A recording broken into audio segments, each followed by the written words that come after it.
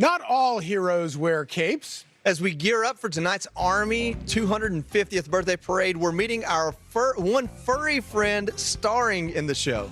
Blue healer named Doc Holliday joins us, along with Sergeant First Class Kyle Miner and Doc's handler specialist Noel Mendez. Wow, welcome to both of you. This is a beautiful dog. Kyle Mendez, why don't you tell us about this dog?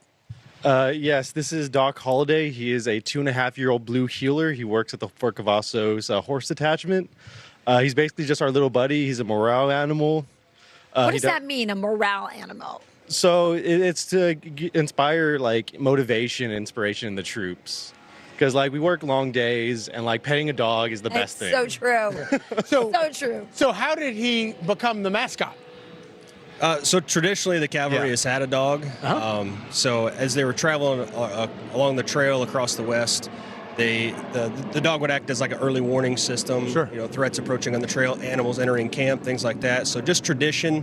And then our unit's been around since 1972, and it's pretty much always had a dog. So we're just carrying on that tradition. So Doc Holliday's named Doc Holliday because his color is huckleberry, and if you've seen the amazing movie Tombstone, it says, "I'm your huckleberry."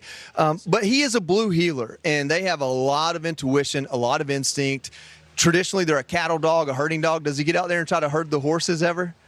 He tries to hurt the people more. I think we saw that outside a minute ago. He was trying to get everybody. So is there a, obviously there's the tradition of it, but I would also imagine there's probably some wisdom behind the tradition as well. So back in the day, you use them as an early warning system whenever you set up camp, because the dog's can be more alert than a person would be. Even at the detachment, he's found snakes, he's chased off foxes, like keeps the horse safe from just little varmints like that. And what will he be doing during the parade today? Where will we see him? He's going to be part of the mule team, so he's going to be on the wagon, on the kickstand, right behind the mules, probably barking, having just a good chilling time. in the back. He's Do not you even have going to train for this?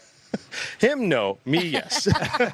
But he's so accustomed to people, I guess the noises and all that, that won't bother him at all? No, he's been in about 50 different kinds of events, everything from parades to full-on demonstrations with cannon fire, so he's very accustomed to loud noises. Who's training him? Who trains him?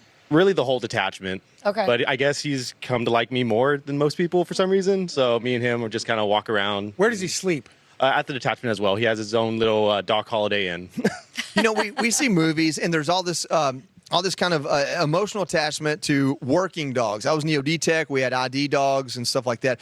A dog like Doc Holliday, does he stay in his job all the way through his life, or does he eventually retire? Yeah, so we got him as a 7-week-old puppy. Wow. So this is really all he knows. He lives at the barn. There's always soldiers there on duty 24/7, so he's never alone. But he'll pretty much stay at the barn until the end of his life. Wow, that's awesome. Yeah, he's a beautiful dog. Does he do any tricks? He's being good. That's a trick. If you've seen my dogs, that's a trick. Yeah, he can do some basic stuff, shake, play dead, and stuff like that. Do the horses like him? Most of them are kind of indifferent.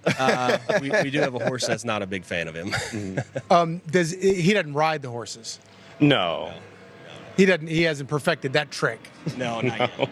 I feel like he's a pet, and that's kind of the purpose, and that's really cool. Yeah. Tell us what you guys do.